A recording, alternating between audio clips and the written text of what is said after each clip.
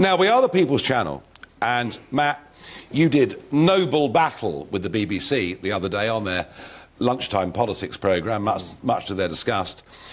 But you have been out with people polling on behalf of the People's Channel to find out what people really think about the scenes that we've had on the streets of London, Birmingham, Manchester, Edinburgh and elsewhere.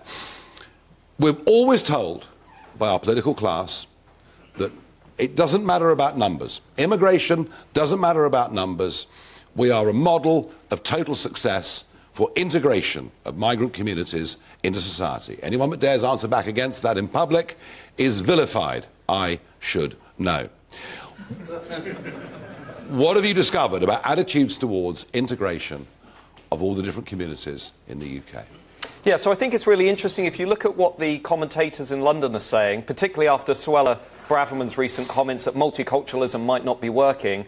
We have this narrative in London particularly, which is this is an unalloyed success story. But actually, when we ask voters across the country, do you think that migrants are integrating well into Britain, only 30% nationally, only 30% of people feel that immigrants are integrating well into the rest of the country. So as we've been sat at home over the last 2 weeks, I think looking at these scenes, looking at people glorifying terrorism on the streets of Britain, looking at people celebrating the murder and the rape of Jews in Israel, I think actually, Nigel, this is a watershed moment, actually, in our debate about immigration and integration, because it is simply no longer plausible, after the events of the last 2 weeks, to argue that immigration and multiculturalism are only ever positive, because clearly that is not the case, and many voters out there feel the same way. No, that's right, and I bet we're the only broadcast channel in the UK that would even dare to ask that question, let alone broadcast the answer.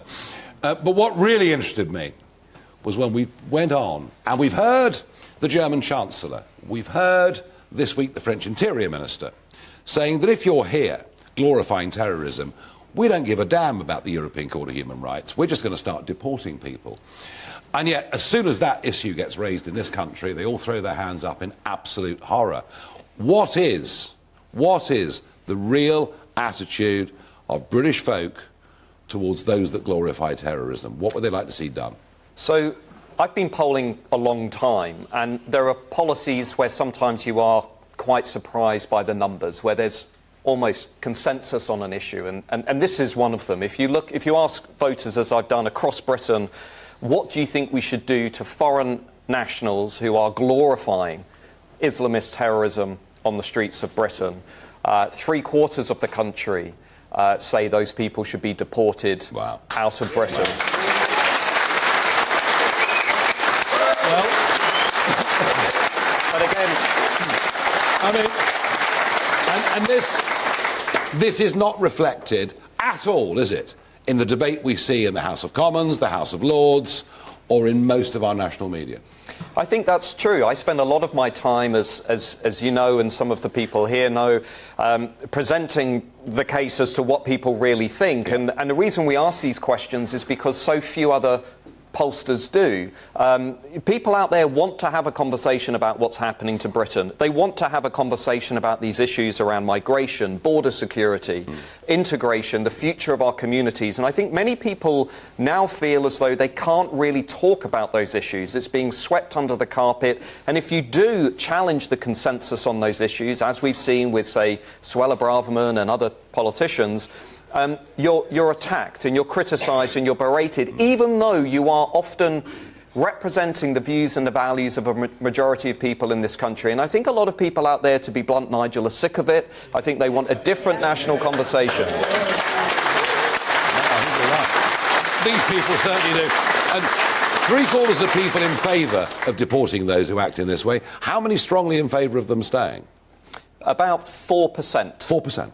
4% would oppose it. So the rest are undecided, folks. But almost the 4% who think, yeah, just say what you like on Britain's streets and stay, that number's almost as powerful as the 3/4 figure. So if you look at all of these issues that are dismissed as culture wars, immigration, sex, gender, our history, what you often find is that it's a small activist minority of no more than about 15% of Britain maximum, who are basically dictating the agenda, who are basically changing the guidance in schools, changing the guidance in the NHS, saying we should have weaker borders, saying we should allow refugees in from Gaza. But if you ask real people out there in the country, and one of the reasons we do the polling is we want to know what the real people out there are thinking and feeling, they often really do not agree with this agenda. They feel that it's being imposed on them from the top down, and they feel that they can't really express their view about what they want to happen to their home, their country, and this is our home. So they feel very strongly about it. And I hope that